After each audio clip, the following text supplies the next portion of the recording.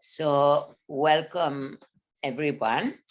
My name is Miriam Subirana, and I am from Barcelona, but currently I am in Holland in a gathering of Appreciative Inquiry practitioners. And I met David Cooper-Ryder in India in a meditation retreat. And I've been in Appreciative Inquiry since the 90s. And I've been for a long time accompanying people, and I still do. And I say accompanying people, which includes coaching. Coaching is one-to-one. It's like sometimes it's also team coaching. I also sometimes do team coaching. But in this accompanying people, when I first found about Appreciative Inquiry, which is a method for big groups and large groups, I thought there must be a way to apply it also in one-to-one conversations and in accompanying people. And so I started applying Appreciative Inquiry in my sessions of one-to-one of coaching. And I was trained in coaching in different schools. And in all of the schools, they talk about, the client comes with a question or with something that doesn't work. And then you coach them to come through that problem or that situation, which is not the Appreciative Inquiry way. And I started creating a method in which I started applying Appreciative Inquiry in the sessions of coaching. And then in Nice, when we had the last World Appreciative Inquiry Conference, there were 2 workshops on Appreciative Inquiry coaching. And I went to them to see, to compare and to enrich and to see if, if I would learn from those methods or, what I felt is that this Flourishing Together method through coaching is quite a full and whole program. And that gave me the strength to share it in the worldwide world, in the English-speaking world also, because I've been training in Appreciative Inquiry coaching in Spanish for a long time. And actually some of my first trainings I did in Chile. And in Chile, there is the School of Ontological Coaching, which is has become a very strong school, at least in all the Spanish-speaking countries. And I thought, wow, I had many ontological coaches in my training, and I thought that's going to be challenging, because when we bring Appreciative Inquiry into a group of people that are trained in doing it very differently, it's challenging. And the result was very, very good. And it gave me more self-confidence in, okay, Miriam, now share it with the world. And I wrote a book, which is called Flourishing Together, an Appreciative Inquiry guide.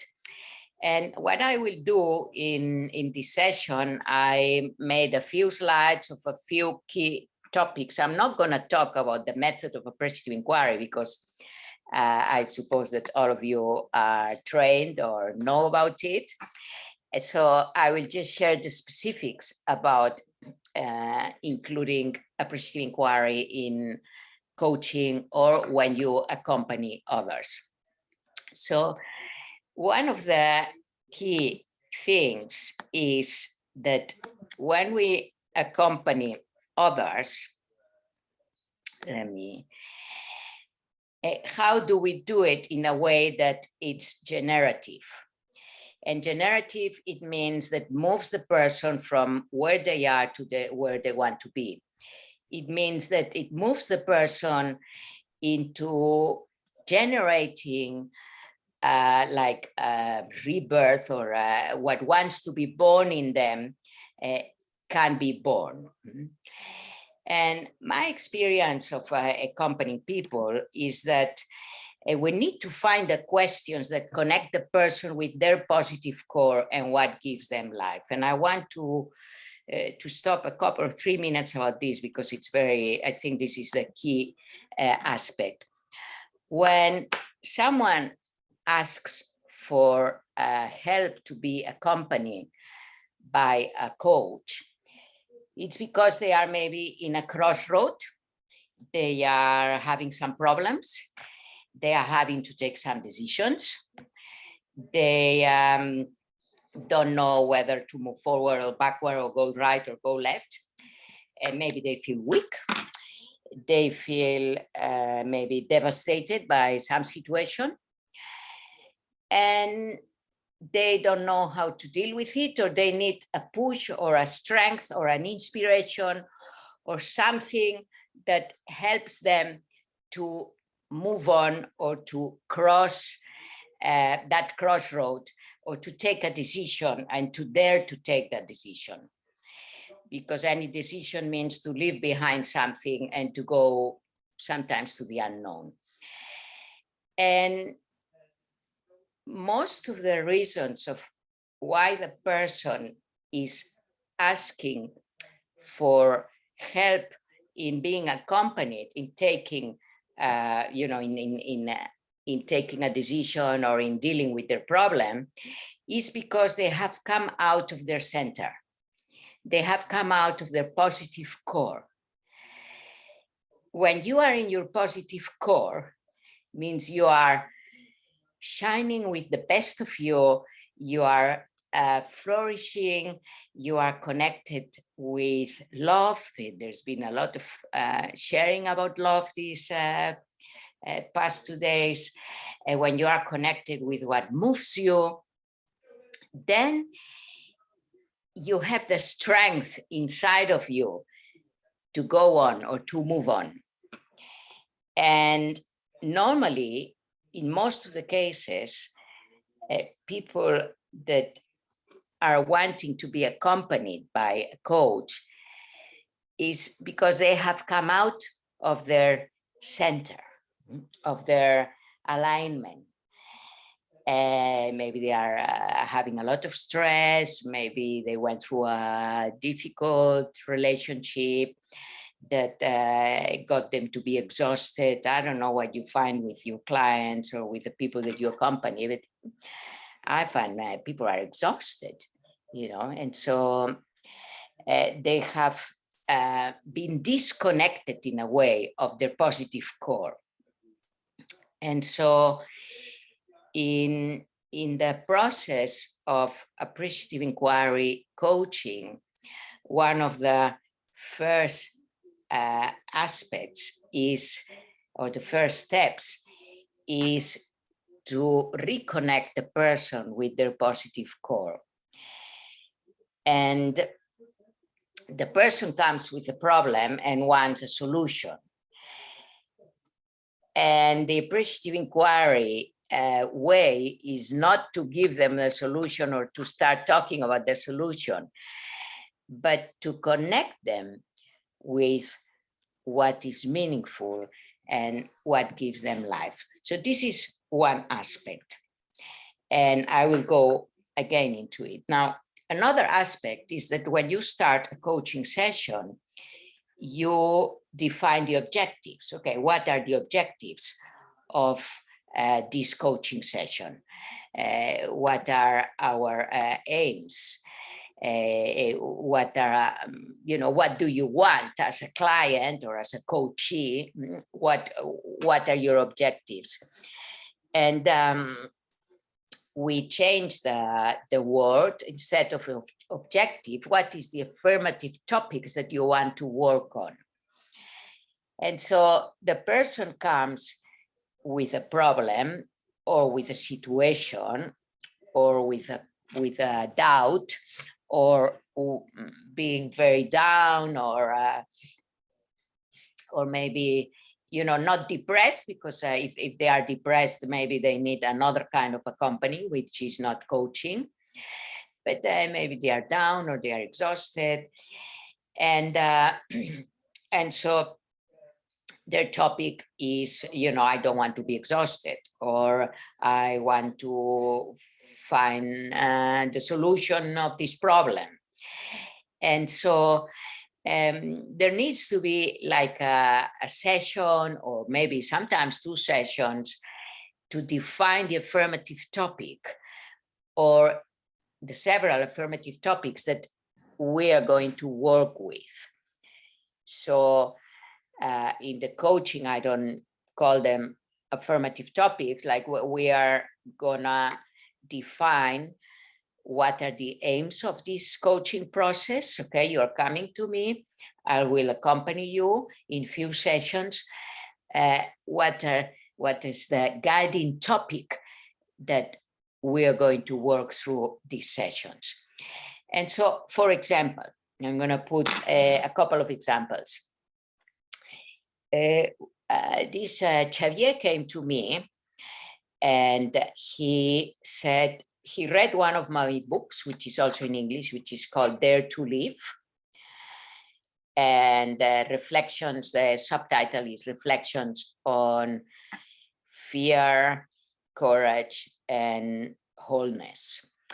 And in that book, I talk about tolerance, not as a way of having to cope with, but tolerance as a way of developing compassion and love. And so he came to me and said, look, I need more tolerance, because my boss at work really puts my nerves out, or up, I don't know how you say it in English, and I start banging on the door or on the table. I become very angry, so I need more tolerance. And so this is what I want to work on. And then I asked him, do you see yourself being tolerant? And he said, no, how boring. And I said, so this is not the topic that we're going to be able to work on. Mm-hmm. Like once I was in a lunch with the friends of my mother, and she's 80, they are all the women there were more than 80. And one a fatty woman said, oh, no, none of the losing weight programs helps me. And I asked her, do you see yourself more thin? And she said, no. And I said, then no program is going to work with you. So part of the definition of the topic that we are going to work with, it has to give energy to the person. And if the person thinks that being tolerant is boring, even God is not going to be able to help that person to be tolerant, because that person, his head tells him, I have to be tolerant and not be angry to my boss. But his heart and his spirit finds that tolerance is a pain in the wherever, it's not something easy or that gives energy to them. So working with Xavier, then I said, okay, which would be another quality that you could work on yourself to be able to be to have a better relationship at work. And then we talked about love, and he said, no, I can't love that person, that man, he cheats and this and that, and he saw all the defects of his boss. So he had just come from training in his holidays to become a clown.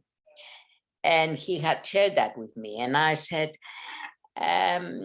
what gives you life for being a clown? And he said, I always wanted to be a clown, but my parents said, I would never be able to live, make my living as a clown.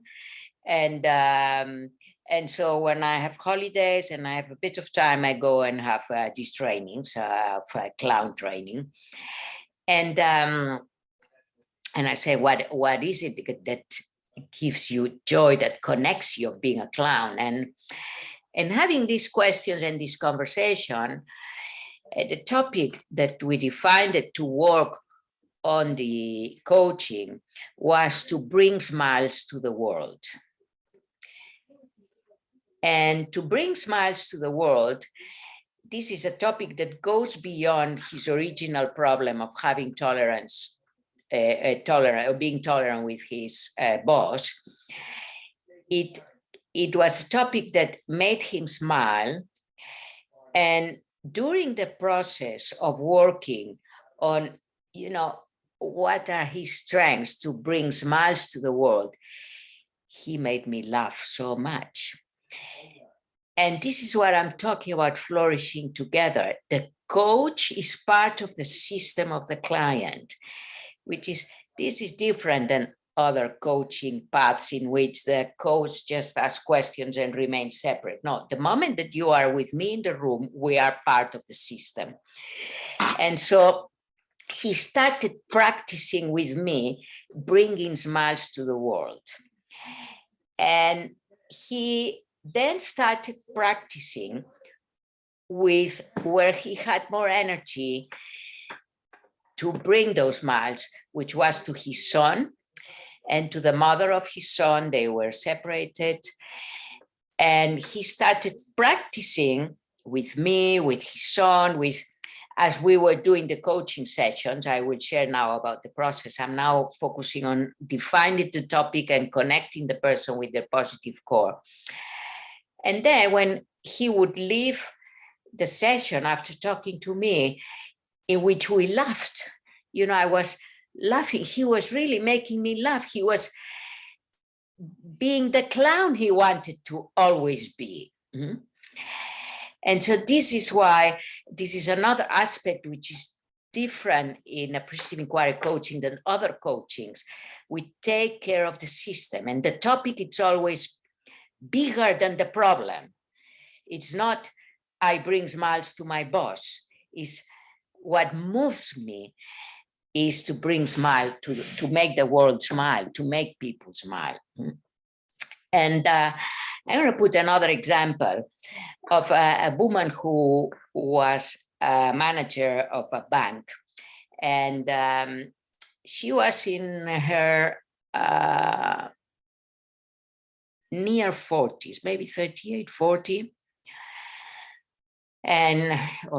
Or maybe a bit more, I don't know. But she had been since she was 18 working in the bank. So she had been more than 20 years in the bank. And then there was, the banks, two banks were coming together. So they were firing people. They were sacking them up for firing. And so she had to take a decision whether she accepts to be fired and get paid a lot of money, or she continues working, but without the security that in 2 or 3 years, maybe she will be fired anyway. And so she came very stressed. She came to me and to help her take the decision. Do I take the money and leave, or do I stay? And I didn't go into that. I went into what gives her life. So what gives you life about the job? Or what gives, first I started saying, what gives you life? What moves you? And she shared what moves her is doing bracelets with her hand, designing clothes with a friend, playing with her son. So all the answers were nothing to do with the job. And then I said, well, what about work? And she said, no, work is just to earn money. It's like she was even surprised about the question. And I was even, I thought, wow, there's people that go to work really as a duty, but they don't find anything that gives them life there. And so I said, well, in the next decades, do you want to do what gives you life? Just connect with what gives you life, connect with your positive core and take the decision from there.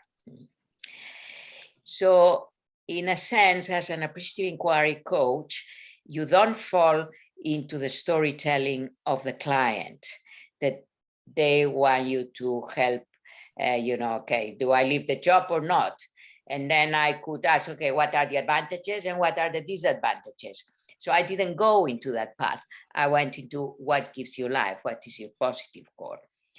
And she came back after some months, and she was desperate because she had left the job, and she was desperate because at 8 in the morning, she didn't have to go to work, and she didn't know what to do with her free time. And she wanted to take a decision of which work to do.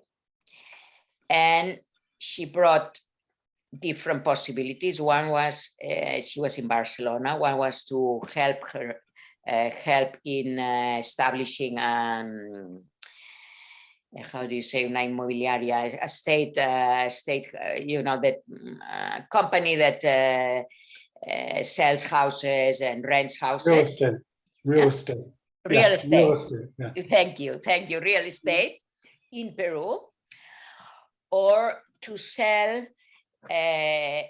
paellas. Is a typical Valencia Catalan dish. Paellas, to sell paellas in supermarkets in Boston, or to sell clothes online. And so, you hear this and you think, well, what is the connection? And so I asked what is the meaning behind those proposals? And in essence, her brother was married with a Peruvian girl, so it had to do with the relationship with her brother. Her cousin lives in Boston. It had to do with her relationship with her cousin. And her main friend sell clothes online, so it had to do. So I told her, so the topic, it's, you want to strengthen your relationships that during all these years you've been in the bank, you maybe didn't care as much, and now it's become a priority. And then we went into the relationship with the brother. Then she started crying that her mother had died, and she became the elder sister, the mother of the brother. And then she became very nervous. She said, I didn't come here to cry or to tell you about my mother. I came to take the decision of what work I'm going to do. And I said, look, you can do real estate in Peru, or you can sell paellas in Boston. But if it doesn't work, you may feel very frustrated. But you can focus in the relationship with your brother, or with your cousin in Boston, with your brother in Peru, with your friend in Barcelona, or wherever she was. And that will give you life, no matter whether the real estate company works or doesn't work, because the essence of really what you want is to make that relationship flourish. So I hope I'm giving sort of a clear idea that the first moments of the coaching, in which we define the objectives of the sessions, with Appreciative Inquiry, we try to go into what gives life to the person around the topic that they have chosen. And then the topic always becomes bigger and wider and more connected to their purpose in life, in a sense. So in a sense, it connects with their meaning, their spiritual awareness, they're becoming more conscious. So these are some of the aspects of starting the session, the process. And of course, we do the 5D cycle. I'm using some of my paintings in these first slides. Then the other slides will be a bit more boring because it's just a few sentences without paintings. But I thought, okay, let me put a few paintings. So we go into appreciating, okay, what gives life to the person? And then imagine how could it be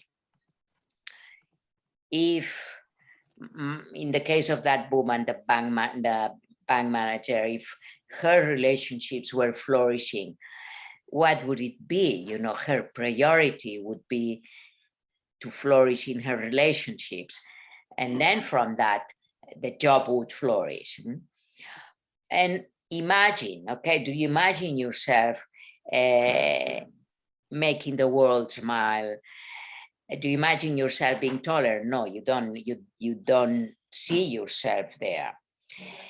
And then with dialogue, that is more the design part of the process. Okay, let's make provocative proposals of how are we gonna land those possibilities and to make them more real, and then to innovate and make it happen. So the phases is like we choose an affirmative topic, means not an objective of the coaching sessions, but what is it they want to make grow in their life? What is it that they are really moved? And I shared a couple of 3 examples, and maybe sometimes they come with another idea because you know, they don't know about appreciative inquiry coaching. And I always ask them, why did you come to me? Many times they say, well, I'm tired of with my psychologist or therapist or coach, they're always going into what goes wrong. And I know you work with a different system. So sometimes they do know, but other times a friend has told them. And so they come to me just because, you know, word of mouth. And so I have to be clear with them. And I think this honors our practice of appreciative inquiry. Okay, if you want to work on your problem and talk about your problem, you have to put limits. Like I ask permission to the client, I will interrupt you if you go on too long into the story of your problem and I feel it's not going to be useful for you or for the session. And I think this is honrando is in Spanish, is to honor appreciative inquiry. And it's a question of changing the storytelling instead of going into this is my problem, this is what is not working, which, by the way, when a person comes to you with that, they've probably thought about it thousands times, they've told it to their best friends, they thought about it and maybe wrote about it. So what's the point of again sharing the whole story of what goes wrong? So I do give them a few hints at the beginning of the session that, okay, we're not going to go into that direction. Of course, if, you know, sometimes the person really needs to share it and you have to feel whether it's really healing and you just need to listen and say nothing, or whether it's just going and repeating again the same story that they've told themselves so many times. So after, I'm going to share again these main points. So ask about what gives life to that person. And then we go into visualizing the preferred future, finding an attractive or a magnetic or compelling image, articulate the provocative proposals and commitments and agreements of that person related to their proposals. So as you see, it's the same flow as like a summit of appreciative inquiry, but if it's applied to the relationship with the person that you are accompanying.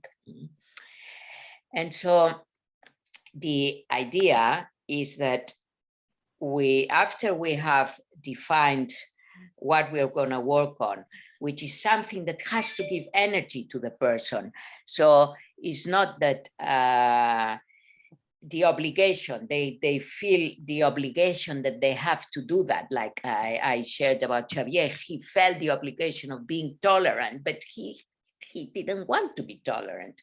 It didn't give him energy. So the topic that, the theme that we're going to work on in the coaching sessions has to give energy to the person. They have to be curious about it.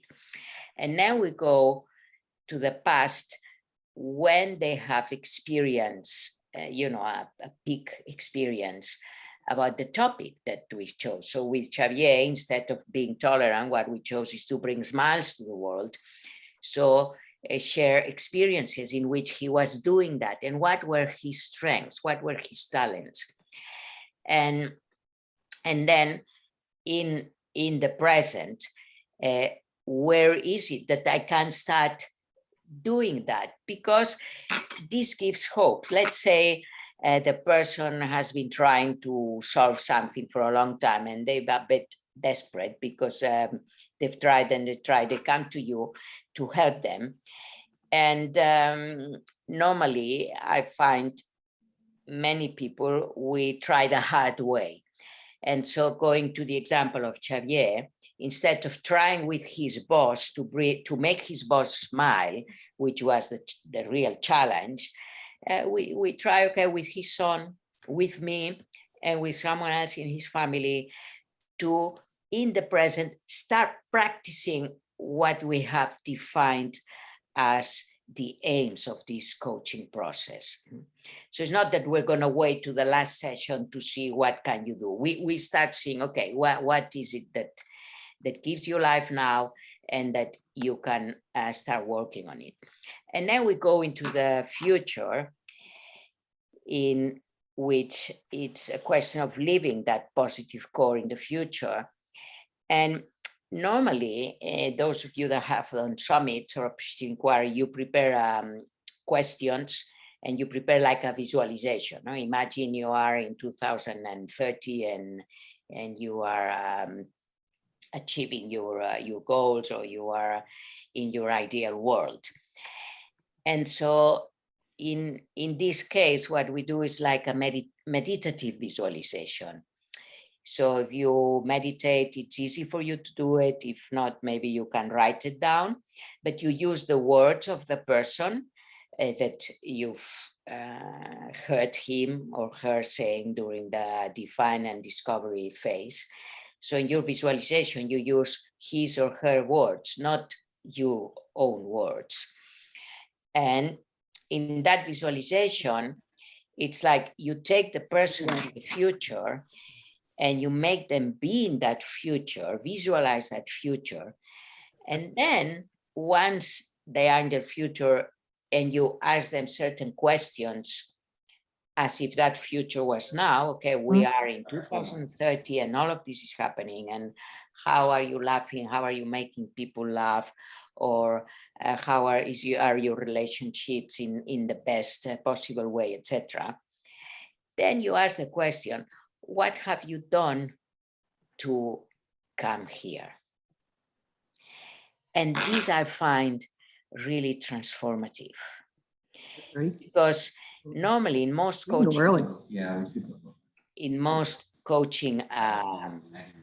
processes, right. Hello, if you can maybe mute your okay.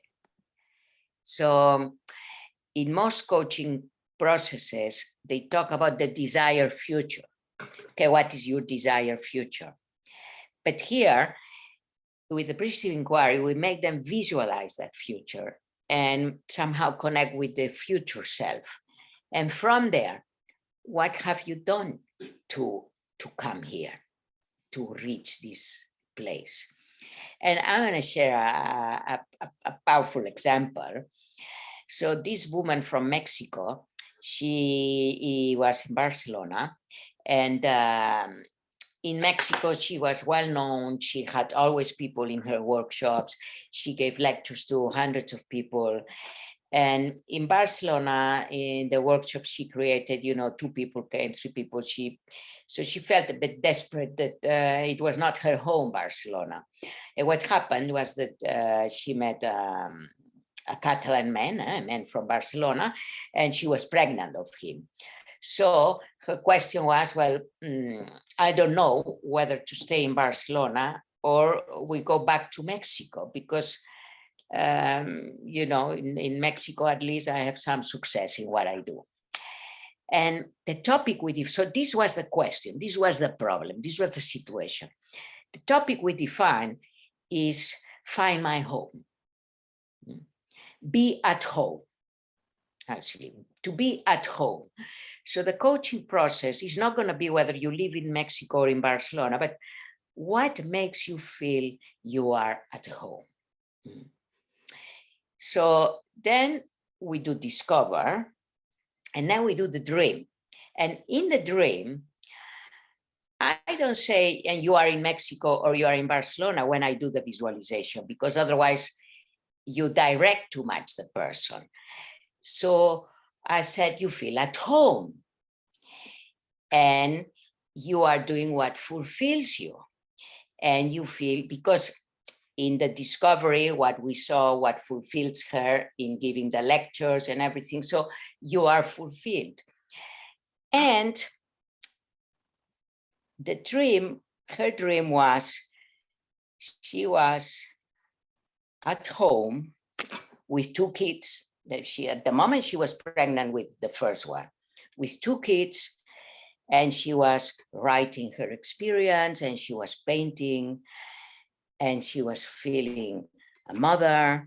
So it was completely different than her desired future of being, I don't know, famous lecturer, or with the question she came.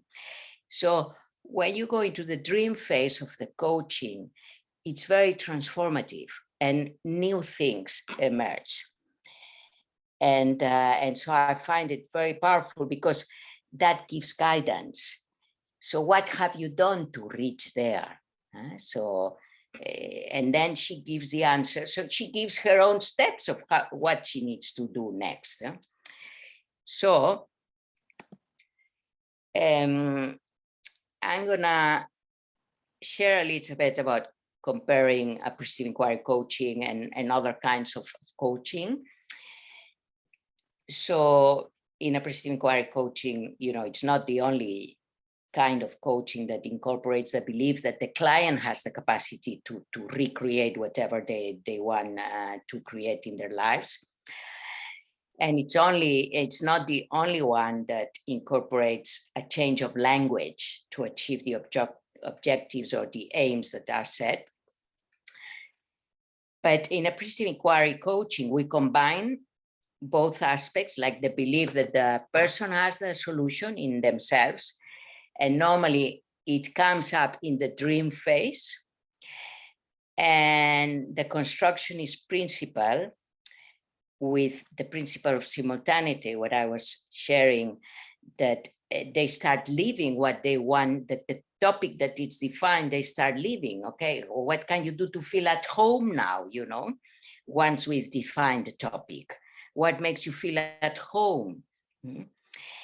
And also, one thing that is really unique about appreciative inquiry coaching is that it focuses on changing the language, so a language that connects with guiding images, like seeing myself feeling myself at home, seeing myself as a clown, like the examples I shared. And we accompany the person to share their story from a language of abundance, a language that evokes positive emotions, appreciative thinking, generative conversations. So the questions, if the person goes into deficit, we ask them to share the story again, but from the, you know, okay, you don't want this, so what is it that you want?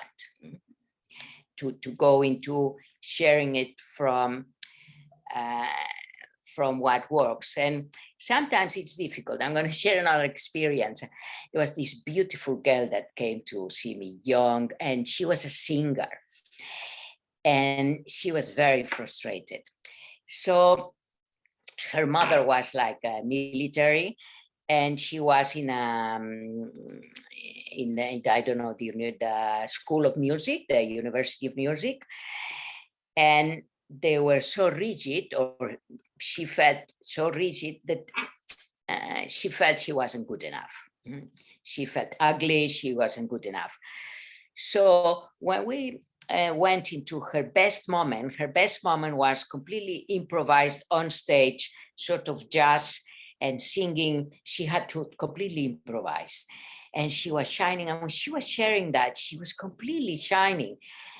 And then she said, no, but this I cannot do it because at school, because of this, because of that, because no, but let's go back to that moment in which you were shining and singing.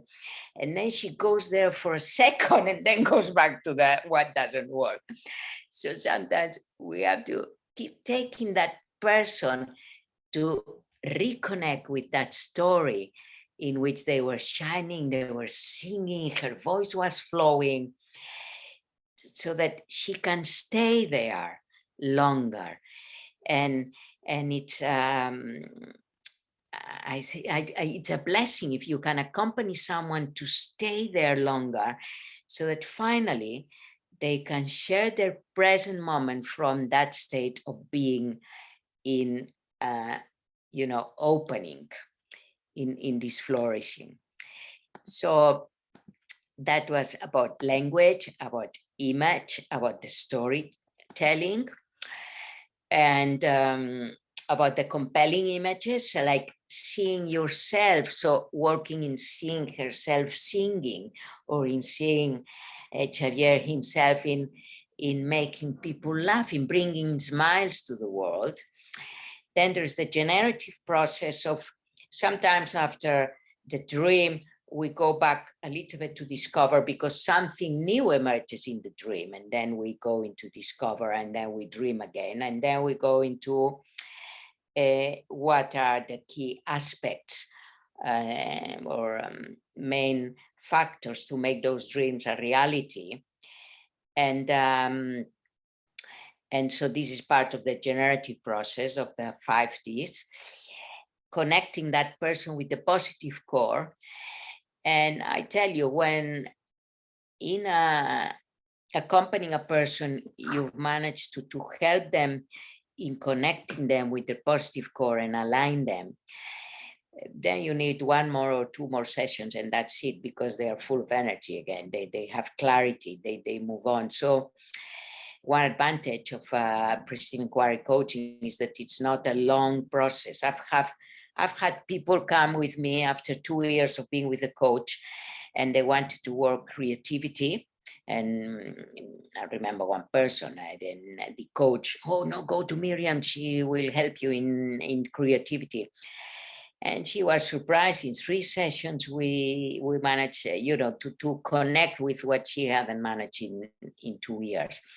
And this tells a lot about Appreciative Inquiry, how when you open up that flow, that fountain that flows of energy, that positive core, then the person has more clarity of where they are in the world, and what they want to do, and how they want to move on. And Flourishing Together, I've already shared that it's you flourish together with the client. Is you are part of his system or her system. And that's also very different than other kinds of coaching that say, you only ask a question, but you are out of it.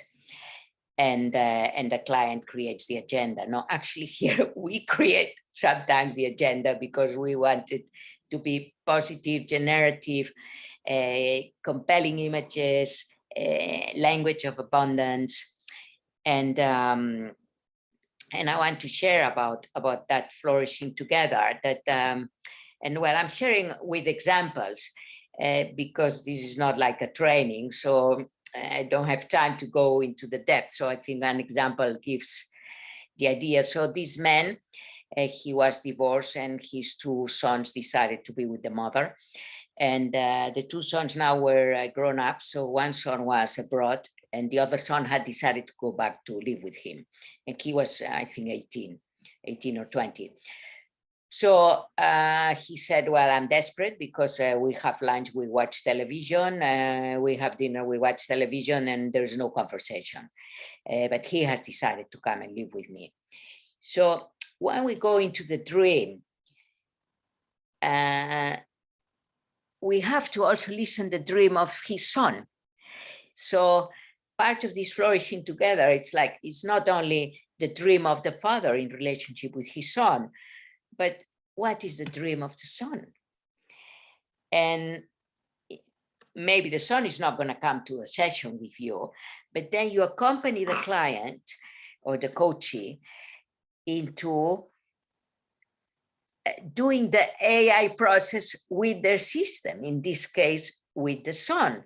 So I said, okay, so just sit and ask your son, what are his aspirations? What does he most like of being with you? And so you help prepare those conversations to include the system.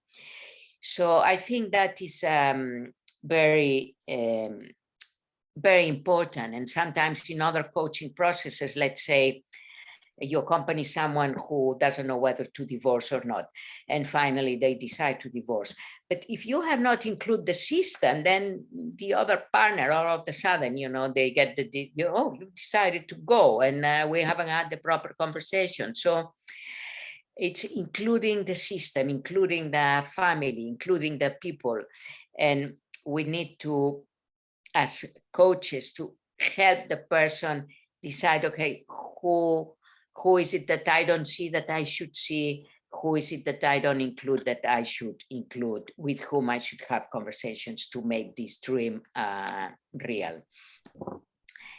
And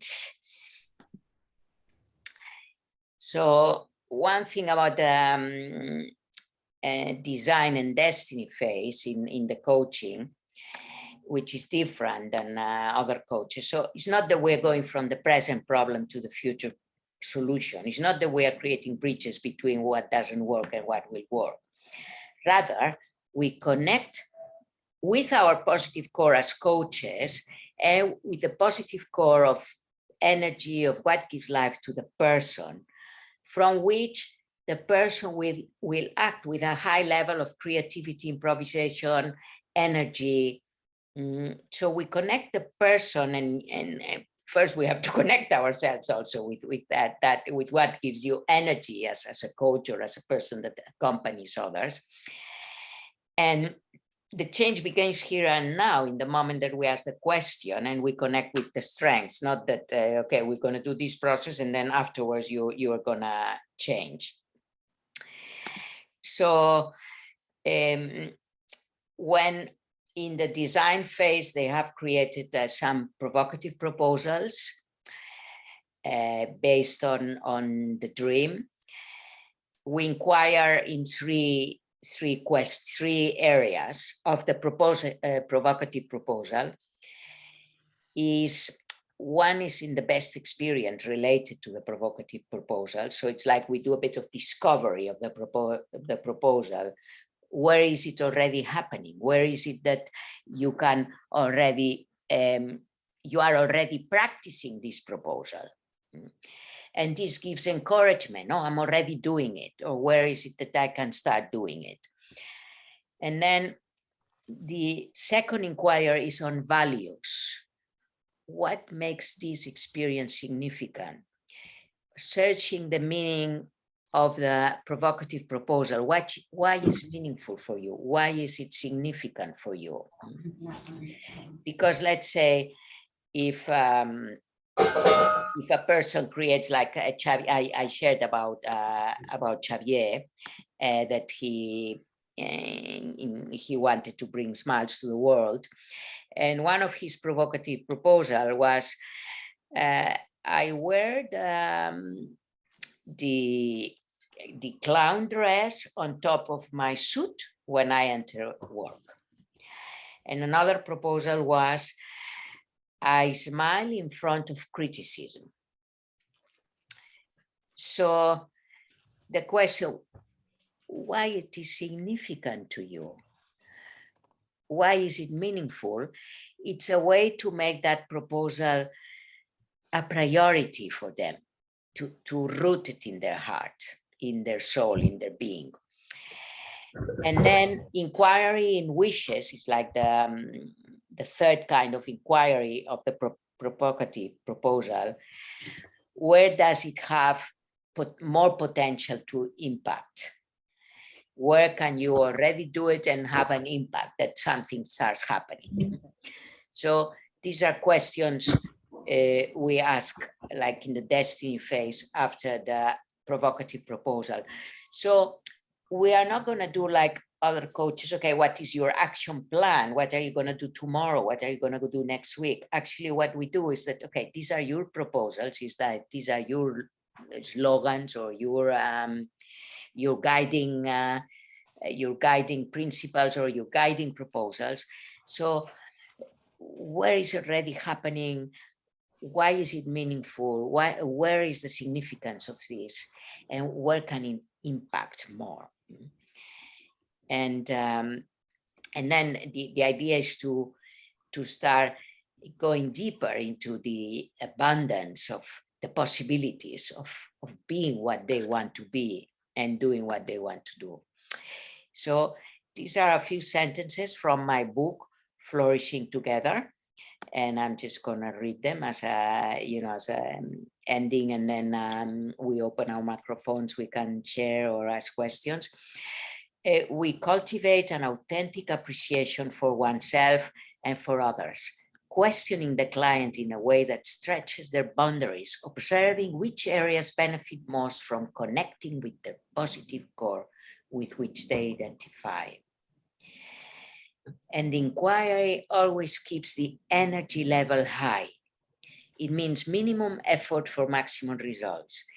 When things start to feel like hard work, struggle, and effort, it's a sign that we have disconnected from the positive core. I have to be tolerant. So that person has disconnected from their positive core. I want to bring smiles. That is easy. That's what the person wants. So when things start to feel hard work, means they've been disconnected from the positive core. Doesn't mean that there's no hard work or effort. There is, but there is no resistance. There's no resistance. So let's say I did effort to prepare this session, but it was a joy. So in that sense, so when there's no resistance, the task is simply the task, and it does not feel like a struggle or effort, and the energy flows. So we enter into that flow. So the coach, the Appreciative Inquiry coach, which becomes also thinking partner, this you see the client, and sorry, it's in Spanish, but I'm going to share. So what gives life to the client? When the client is in an organization, how does he or she give life to the organization? So that they start looking at the organization, seeing the positive reality of what is. What gave life to their organization, so that they develop an appreciative eye towards their world, whether it's the organization or their son or the family, start to have an appreciative eye towards their world. And what are the priorities of the organization, of their team, or of their families, or the market, the community? So it's like changing the way they see and relate with their world, appreciating what gives life or what has given life and what gives them life and how they give life. And so this is the cover of my book, Flourishing Together, a guide to appreciative inquiry coaching. And I do give training on this. This was just an explanation or sharing a little bit about appreciative inquiry coaching. I have a training in English, and sorry, I don't know what happened now. Okay, so I do have a training on appreciative inquiry coaching, which actually I was sharing here, but somehow I didn't see it in the screen. Sorry. I want to share with you that I will put it in the chat also. So is this in the top? And when I open, okay, yes, it is in the top, but I have something else here in the top. So this is the course. Actually, I'm gonna share in a minute the web page so that you can see it. And so it's a training online. I give it in Spanish and also in English. And this is the IDEA Academy, certification in Appreciative Inquiry coaching. You have I don't know why the price comes here now. Anyway, you have a video, and then you have the lessons and the introductions, the discovery, dream, design, destiny. And so it's online, and parts are recorded and parts are that I share with you, and we do practices with the participants, and other parties practices with the participants with their clients and amongst themselves. And I'm going to put the link in the chat.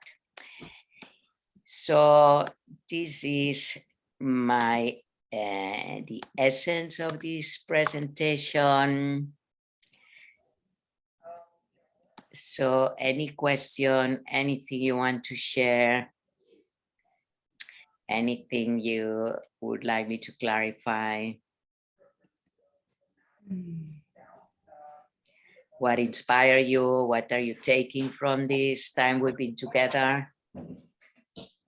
Yes. I have a question, because at one point you were sharing the story about the singing girl and how she got into the positive core experience and then she jumped out of it. And you said it's the task to keep her there as long as possible. I'm curious how you did that. What did you say when she jumped out? You can say go back, but there must be a way that is more inviting.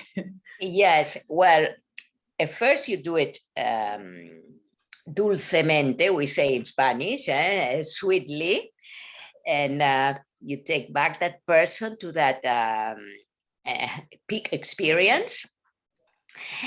And then when after 3 or 4 times they come out of it in less than a minute, then I ask them a provocative question. I'm not sure if it's very appreciative question, but I say, so you want to continue to suffer and to be where you are, no? So or you know, what is it that you really want? And because if you keep going back to this, so is this what you really want to continue?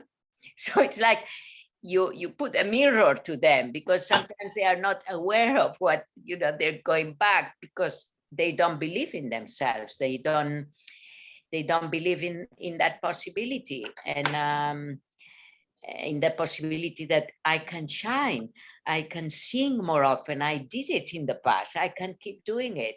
But no, my mother, my school, my this, my that.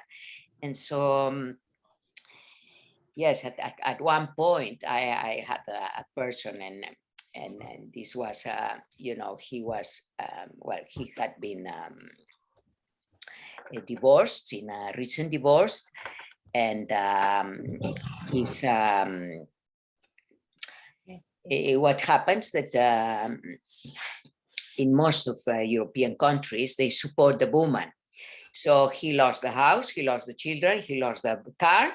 So he was really, you know, all the efforts I've done to gain everything, now it's with my wife. And so in a sense, you know, I am a poor guy, but not poor of poverty, because he had a very good, he was the CEO of, you know, he had a very good job. But so he kept going to that feeling. And I say, so you want to bury yourself in the, you know, you want to bury yourself. This is what you're doing. You're just burying yourself. No, this is not what I want. So sometimes it's like, you have to do like a provocative question that puts a mirror on them, on the process they are thinking aloud, going back to what gives them pain, to what is not working, to what is not good. So first, gently, lovingly taking the person to what gives them life. But I mean, it would be so good that in schools they were, we were taught this. It's like our culture, going always to what doesn't work. Today we had a presentation of the director of a school where we had a summit, and it's like, it's so nice that in schools, she teaches positive psychology to the children, and appreciative inquiry and things like that. So we have the habit of going into what doesn't work. Yes. Thank you, Petra. Any other question, comment?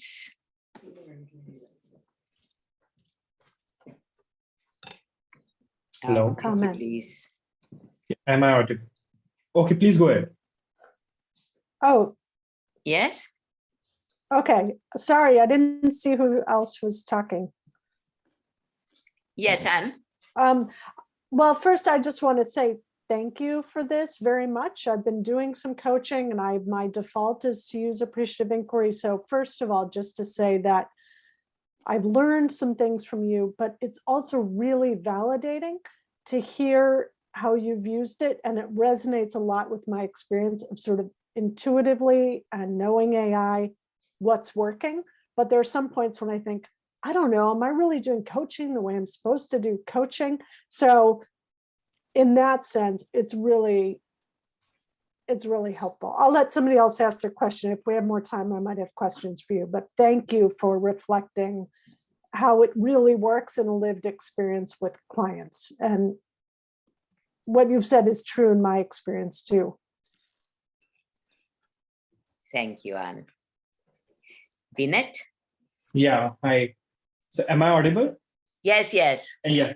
So I'm just having the feeling of gratitude for you, how you presented and intertwined the examples with your presentation. It was really marvelous, and it made me understand, a lot of different things. And one thing I really liked the example which you gave, right?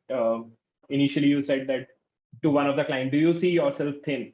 And then you said, if you don't, then nothing can change, right? So I'm coming from the point that when you say we have to include the system or say various stakeholders in some intervention, and take an example when the client is coming at an individual level, not from the organization, where we really have access to the stakeholders. So how it's really possible to include, because the client says my manager will do this, I'll not have enough resources to accomplish what I want to do. So in that case, do we say that that there is very less possibility for that intervention to be successful, or how do you go about it? Can you share some examples from your experience? Well, one thing, because I'm not sure if you're asking on the perspective of including the stakeholders in an appreciative inquiry intervention, Yes. which Yes. is then it's like creating a summit, which is different than an appreciative inquiry coaching. But I was coming from the point. One. Yeah, if one-to-one client has approached us, right? But the concern is about the manager. But it has not come from the organization, because if the organization reaches us for coaching, then we can still have possibility to include manager or team members. But suppose an individual has approached us and they want coaching. So how do we go about it? So you mean, for example, a manager in an organization comes to and approach you and they want coaching, but the organization is not supporting the process. Maybe they don't even know. Right. Okay. Right. So there are two ways, and this is where we sometimes become thinking partners of the client. First, what gives them life? How do they give life to the organization? What, to create this appreciative mindset and appreciative look way to their organization. And then to see what are the steps that they can take, even if they are small steps within the organization, to create a more appreciative a team, appreciative relationships, appreciative feedback and feed forward, appreciative leadership. How can they become more appreciative leaders? So we can invite them, inspire them to want to be appreciative themselves, and then they can start creating the change they want to see in the organization by being the change themselves. So they change the way they share stories, they change the way they start meetings, they share the way they ask questions, they share the way they evaluate. So it's very powerful. One manager starts changing all these things, and then the ripples start flowing, maybe not as fast as including all the stakeholders and created a whole system change, but at least that one person can start changing the way he or she is living whatever they are living. Right. Thank you for sharing that. I think the belief of the client also in the process needs to be there, because if they don't believe, then things will not change. Yes. Thank you. Thank you, Vinette. Shari. Hi, thank you. I'm sorry, I came late. It was a little confusing about which sessions were which, and I apologize, and I'm going to watch this again, the recorded version, but the part that I caught was so valuable. And I just want to ask you about a quote in what you read about from your book, when you wrote, "When things start to feel like hard work, struggle, and effort," you were reading about the resistance. When there is no resistance, the task is simply the task and does not feel like a struggle or effort. The energy flows. So that's something that I've really been working on lately for myself and for others. And I'm curious, because it's so much of a reframing of the thinking process. And I'm curious from your experience, how you coach that reframing, to just sort of let go and let the task be the task and eliminate the resistance. Yes. Well, we have 5 minutes. You are such a good, powerful question that it deserves a good answer.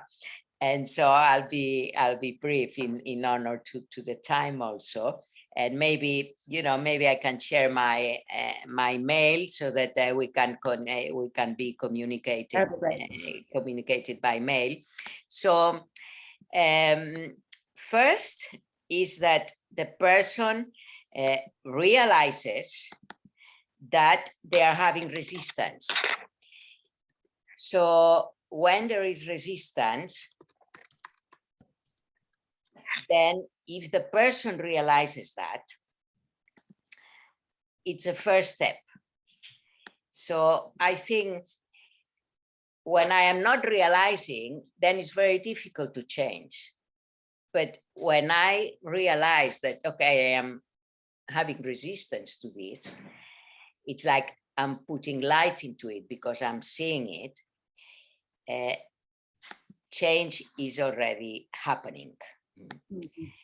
So I'm gonna just share for a moment my mail here, Instituto IDEA. It's IDEA, means Instituto Diálogos e Indagación Apreciativa.es. You have it here, Miriam at institutoidea.es. So in any change, if I don't realize what has to change, it's very difficult. Once I realize, then the task becomes much easier. So this is the first step. So making the person realize that they're having resistance, and then to go into when have they overcome that resistance? Tell me of a time in which you were able to go through the resistance, to overcome the resistance, and what helped you at that time. What were your strengths? What gave you energy?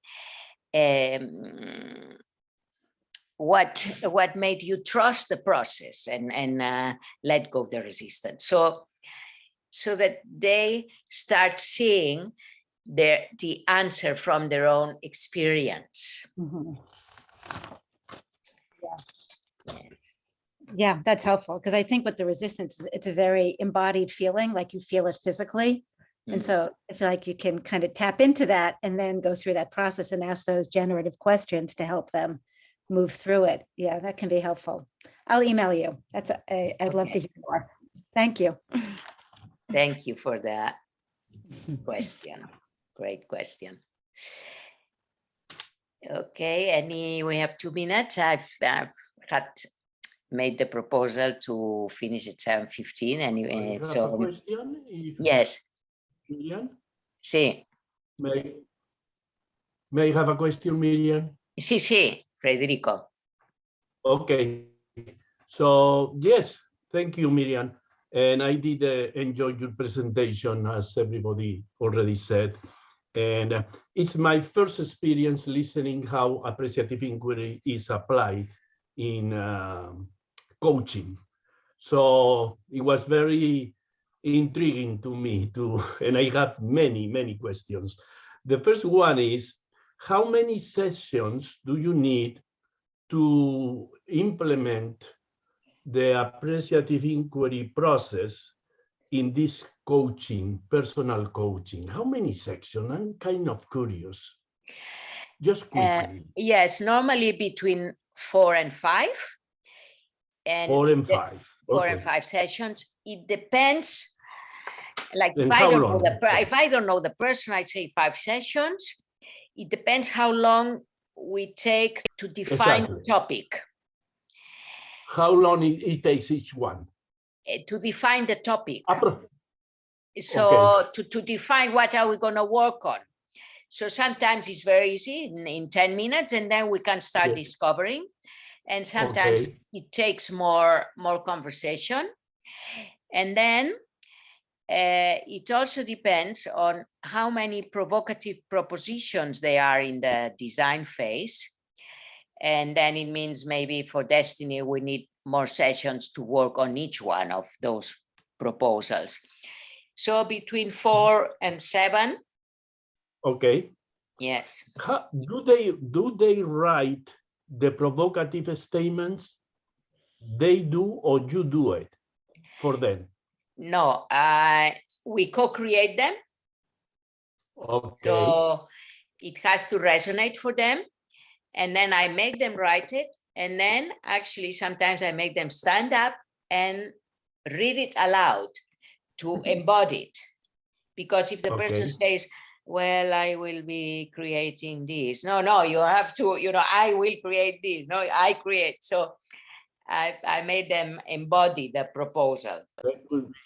Yeah, you should have a very interesting, I would say, resources in terms of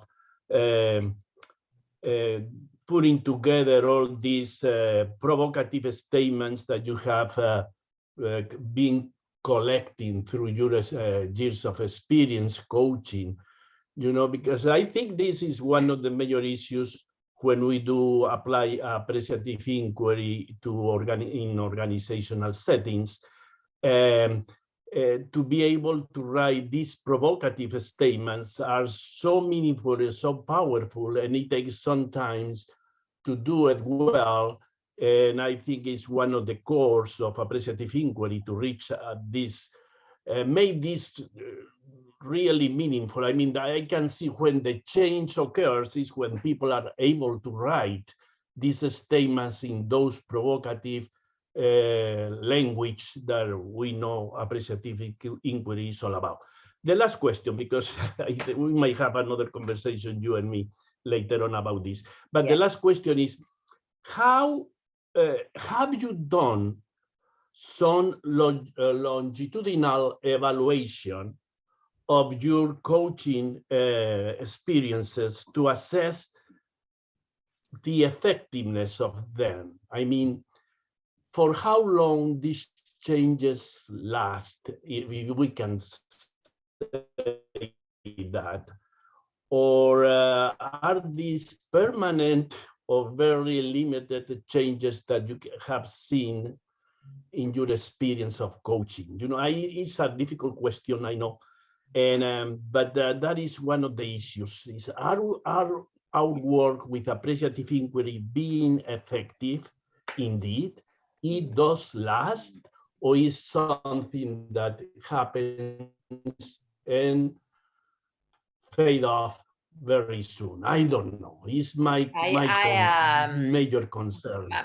I mean, I haven't done an academic research on, evaluating, but I do keep in touch with people, Yes. or they keep in touch with me, and it's very powerful. Like, it stays with them because they feel they have the memory that it was so energizing, those conversations. I felt so full of light, of energy.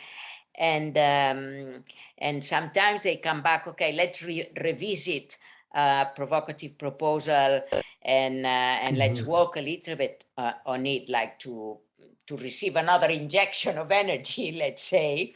Exactly. And but I haven't done like a research of what I see is that it's very transformative. Yes. Okay. Thank you. So transformative very in the much. sense that it stays in the person. Thank you for your Yes. questions. Thank you, everyone, so much. And anyway, I don't know if I'll see you again in the next session. Now in 45 minutes, I have a session on Appreciative Inquiry feedback and feed forward with Anne Radford. So you are almost welcome to that session. And if I don't see you again, have a great evening, great morning. And I'm very thankful for your presence. Namaste. Thank you. Thank you. Thank you.